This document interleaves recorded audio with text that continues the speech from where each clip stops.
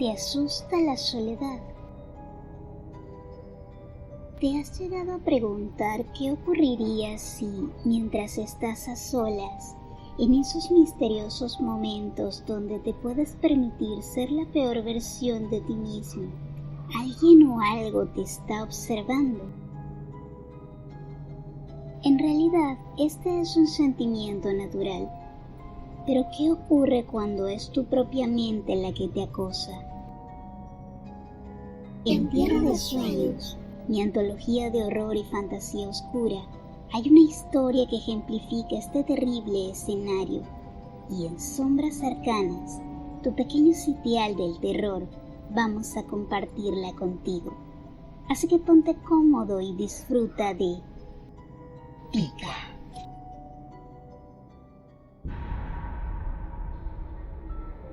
Aquel día tuvo un comienzo atribulado. El señor Andrés Matías Fermín se levantó de su cama de madera de roble y se golpeó con una de las vigas del techo. El coloso medía, por lo menos, 2 metros y 10 centímetros de altura. No obstante, siempre fue un sujeto cuidadoso. Nunca antes su cabeza se había topado tan de bruces con el techo caliente de la habitación. Confuso y adolorido, Andrés Matías se sobó la nuca y notó que en esa zona de su cuerpo se expandía un chichón del tamaño de una pelota de golf. Como si fuera poco su descuido, al calentar el agua del baño de las 5 de la mañana, se fue de boca al piso con la olla llena de líquido hirviente en las manos. El resultado, una quemada en las rodillas. La zona lacerada despedía un inusual hedor a azufre. A pesar de lo que pudiera pensar cualquiera, las quemaduras no fueron heridas de gravedad. Solo le produjeron una molesta irritación en el área correspondiente. Ese día, después de untarse 15 gramos de crema de árnica y ajustarse los calzones, notó que su camisa favorita, que le fue obsequiada por su difunta esposa Marieta, por fin, después de tanto tiempo, fue roída por un maldito ratón. Según la cuenta de Fermín, el animalito llevaba meses habitando en su casa, y por más que el anciano lo planeara de manera consciente, nunca había hecho algo al respecto. No le fue mejor al pantalón que tenía planeado ponerse. Se hallaba, pues, sucio. Fermín no lo comprendía.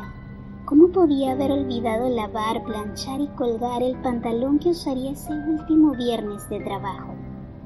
Un absurdo total. Y sí, ese día se daría el acabose, el cierre de una noble carrera como portero del Banco Central. Un oficio que se convirtió, sin querer, en sinónimo de sí mismo, pues sin su trabajo no le quedaba ningún propósito concreto en esto a lo que llamamos existencia. No había más remedio. Tendría que utilizar otro atuendo para asistir a su día especial. En lugar de su delicada camisa azul del uniforme, adornada con botones de plata y coronada con gemelos exquisitos, tuvo que usar una camisa azul común, de esas que se llevan puestas todos los días y no deberían usarse en una mañana de tal dignidad. Su último día de trabajo, después del cual, tras 60 años de experiencia, podría retirarse y dedicarse ¿a qué? Andrés no conocía muy bien la respuesta a esa pregunta. También se puso un pantalón cualquiera. La prenda colgaba de un gancho de madera en el ropero, junto a tantos otros pantalones con el mismo corte y color. No sabía si era por la ropa, por el espacio que se abría en el closet donde aún quedaban todos los vestidos de Marieta, o si acaso por el recuerdo de ella y su perfume con olor a camelias. Pero un leve picor le recorrió el cuerpo entero, acompañado por un escalofrío de esos que duelen y entumecen los músculos. 2 años atrás, antes del súbito cáncer que se llevó a su mujer, habían planeado que cuando el hombre se jubilara se irían a vivir a un sitio a nivel del mar para pasar sus últimos días. Después de todo, ambos sirvieron a su comunidad y criaron con amor y esmero a su hermosa hija Evelyn, que, en el presente de Andrés, era una mujer independiente y felizmente casada con un hombre que la amaba en demasía y con quien compartía un hogar al otro lado del país. Evelyn, quien siempre sería su niña aunque estuviera muy cerca de la 5ª década, tenía por tradición visitarlo 2 veces al año y disfrutar junto a él de las bondades de aquella ciudad. No obstante, todavía faltaban 3 meses para volver a encontrarse. Andrés Matías Fermín añoraba su carita en forma de corazón y esa particular fragancia marina que adoptaron sus mejillas al tiempo de haberse mudado al oriente de su tierra. Empero, algo muy dentro del anciano le hacía comprender que, tal vez, al igual que ocurrió con aquel sueño de jubilarse en compañía de Marieta, no tendría la oportunidad de volver a ver esos pómulos oceánicos. Estaba solo, con su closet atiborrado de recuerdos y olores a camelias muertas y su ratón devorador de camisas con botones de plata y gemelos exquisitos. Solo, y nunca se había notado tan desolado como esa mañana.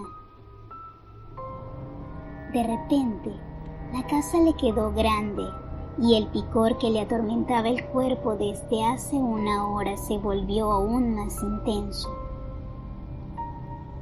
Resignado a la normalidad de su atuendo, preparó una taza de café y lo depositó en un vaso térmico. Entonces dejó aquella estructura inmensa y vacía a la que alguna vez llamó hogar y partió al banco, la única casa que le quedaba. En el instante en que cruzó la puerta, todos sus compañeros, felices de verlo, se acercaron a abrazarle y desearle una buena mañana, un buen provecho, una buena merienda, un buen café y al final de la tarde, una vida maravillosa y un descanso bien merecido. En medio del alboroto, el picor del cuerpo crecía y crecía. Al hombre le organizaron una fiesta de despedida, pero tuvo que partir a la mitad de esta, pues la comezón no lo dejaba existir con tranquilidad. Abrazar a las personas del banco hacía que le picara más la piel. Ir al baño a hacer sus necesidades fue insoportable después de un tiempo, porque sus zonas privadas también picaban. Andrés Matías acariciaba su cabeza con sus manos a modo de rastrillo, para que la gente pensara que se aseaba la calva y no que sufría, como dictaba la realidad, de una muy irritante comezón. Fermín se miró al espejo del lavabo en medio de su fiesta de despedida. Sin poder contener las lágrimas, lloró. En su mente revoloteaba un único pensamiento: me estoy volviendo loco. Lo más extraño del asunto es que en su cuerpo no existía ninguna señal de lesión dérmica que ocasionara aquella crisis, más allá del rubor que dejaban sus uñas al rascarse. En el instante en que tuvo la valentía para abandonar el baño, fingió estar extenuado, intentó aclarar su rostro y fue a abrazar de nuevo a aquellos muchachos que, de alguna u otra manera, se habían convertido en su familia adoptiva. Él tenía planes de dejar la ciudad y sabía que, quizá, no volvería a verlos. Argumentar que el acto de conducir su escarabajo fue una tortura sería demasiado endeble. Andrés Matías Fermín debía apretar con fuerza su dentadura postiza mientras sudaba profusamente, pues el picor incrementaba con cada kilómetro recorrido. Eran ya las 7 de la noche. Él no se encontraba nada bien, pero seguro de no sufrir una emergencia médica, sino algo que se calmaría con un baño y descanso, se negó a visitar la clínica más cercana. El anciano llegó a su casa media hora más tarde, pálido y angustiado. Al entrar a la sala, se deshizo de toda su ropa, enfrió un poco el agua de la ducha y se sumergió en ella por 2 horas completas. Sin embargo, el baño no dio resultado alguno. Entonces, en su necesidad de calmar el picor, Matías Fermín recurrió a algo que siempre le había generado conflictos: medicación prescrita. Marieta fue alérgica a muchos medicamentos, que ella, en contra de toda recomendación del médico más estricto, disfrutaba comer, y todavía quedaban remanentes de los paliativos de su condición en la gaveta del cuarto de baño. Fue así como, decidido a recuperar la serenidad, Fermín buscó los antialérgicos, tomó 2 blisters y se los tragó con un cuarto de vaso de agua. El hombre sabía que debía esperar unos minutos para sentir el efecto del medicamento, de modo que se fue a la cama y, desnudo a cabalidad, se metió bajo las sábanas que, por algún motivo, seguían calientes desde el amanecer. 5 minutos más tarde, las manos del anciano temblaban a causa de la ansiedad. Le parpadeaba el ojo izquierdo y su corazón latía con fiereza. Media hora después le sudaba la frente, las axilas, el pecho, la espalda, la entrepierna, incluso los pies. El hombre jadeaba, frotaba sus manos entre sí, se pellizcaba los cachetes, rascaba su cabeza, sus brazos, su cuello, su abdomen. Nada funcionaba. Bajo esas extenuantes circunstancias, decidió darse otra ducha, pero, como es posible asumir, esto tampoco sirvió de nada. Pasaron 3 horas antes de que Andrés Matías Fermín comenzara a escuchar los pequeños pasos del ratón, que se movían polizones dentro del closet donde olía a camelias. ¡Eureka!, se dijo en sus adentros Fermín, para luego levantarse de la cama con la velocidad de un suspiro, abrir el escaparate de par en par y ver por primera vez, según él, una señal de lo que causaba el picor que lo atormentaba. El polvo que el ratón dejaba con sus patitas sobre la ropa que yacía dentro, inerte, esperando a que el hombre se dignara a usarla. Andrés Matías se dijo que no lo notó antes porque en las mañanas era difícil divisar aquel rocío, pero él estaba seguro de que existía. Acto seguido, con gran determinación, tomó todas las prendas colgadas en el closet y las introdujo con fuerza dentro de la lavadora. No podía hacer nada en contra del picor a esas horas, pero pensó que si lavaba la ropa, aquello no volvería a ocurrirle. No obstante, 60 minutos transcurrieron y su actividad no le distrajo ni un ápice de la infernal comezón, la cual, pese a todo lo que le había provocado, seguía sin presentar señales físicas de existir, salvo por el rubor extendido a causa del recorrido de sus uñas sobre su piel. Andrés, tambaleante por culpa del sueño perdido, pero alerta por la urticaria, se dirigió a la cocina y se preparó una taza de té de malojillo, lo que Marieta tomaba para los nervios. El hombre se sentó en la mesa y puso su taza de té enfrente de él. Se dispuso a tomar sorbos mientras, afligido, frotaba sus brazos, piernas, abdomen y cabeza. Cada vez era más intenso el picor y con él más frecuentes y más graves las sesiones de rascado. De repente comenzó a escuchar el chillido del ratón y el sonido de sus patitas contra la superficie de la cocina impregnada con el olor del té. Estaba cerca y Andrés Matías Fermín encontró indignante aquella falta de respeto. Todo era su culpa, el polvo, el picor, la falta de sueño. Necesitaba hacer algo al respecto. El anciano fue a su habitación y buscó un martillo de hierro que guardaba celosamente en el closet por si necesitaba realizar alguna reparación dentro de la casa. De nuevo se topó con los vestidos de Marieta y pensó que si ella estuviera viva hubiera apoyado su idea. Luego de un silencio solemne, resuelto, se alistó igual que un soldadito de plomo, arma en mano, en busca del pequeño animal.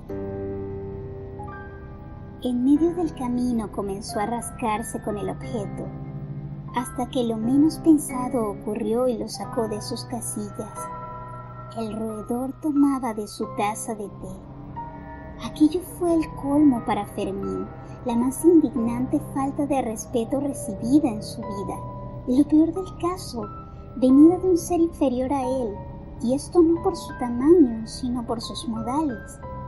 Ese animal había vivido en su casa por meses, y él no se interesó nunca en hacerle daño. ¿Cómo podía devolverle el favor de semejante manera?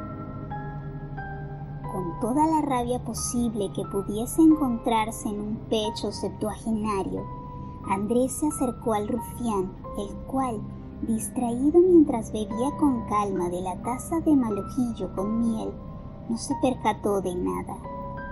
De pie detrás del roedor, con mucho cuidado y con ese silencio que solo es adecuado a su edad, el anciano le estampó el martillo de hierro en la cabeza.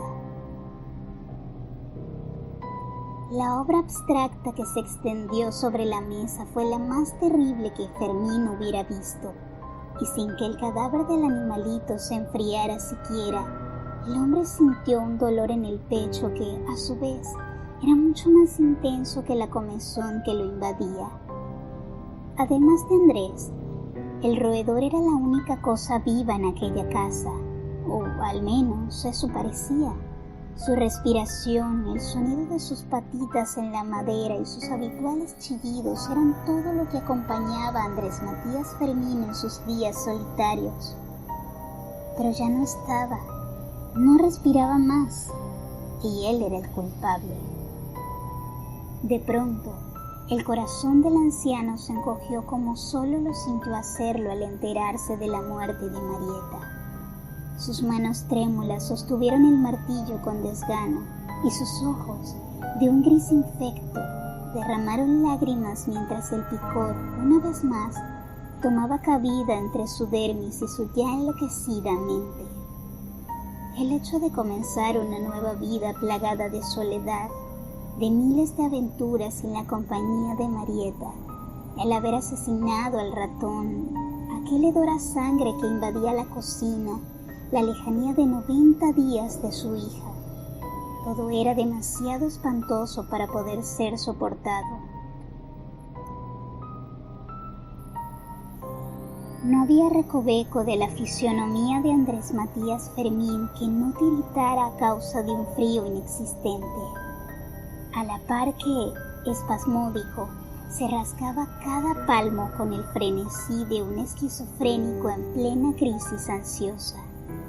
Luces, sombras, matices, delirios enteros lo abrumaron.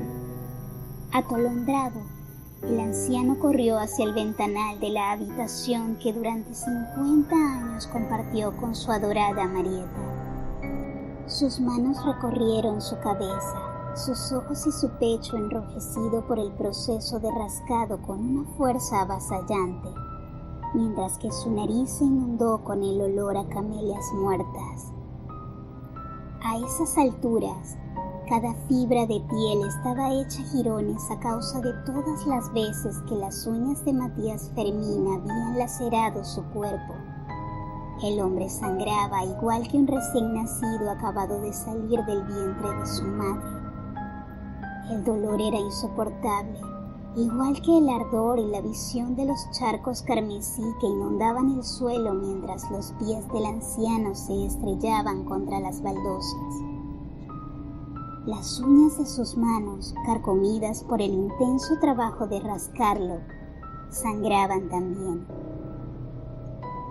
Pronto, el ventanal abierto y la brisa que se colaba a través de él fueron el único remedio ante tanta miseria, ante la ausencia de las respiraciones que alguna vez fueron parte de su hogar, de sus días de alegría y risas, de la voz calma de Evelyn y su manía de llevarle la contraria. La última imagen que Andrés Matías Fermín pudo sostener en su maltrecha mente fue esa, la de su hija, a quien ya no volvería a ver. En ese cuadro tétrico de despedida, al fondo de la habitación y justo cuando el cuerpo del septuagenario flotaba en el aire antes de impactar con la acera, al alba, se escucharon los chillidos de un ratón y se expandió el infernal hedor de las camelias muertas. Si te gustan las historias oscuras, te invitamos a sumergirte en el mundo de Tierra de Sueños, mi antología de horror y fantasía, la cual ya está disponible en Amazon.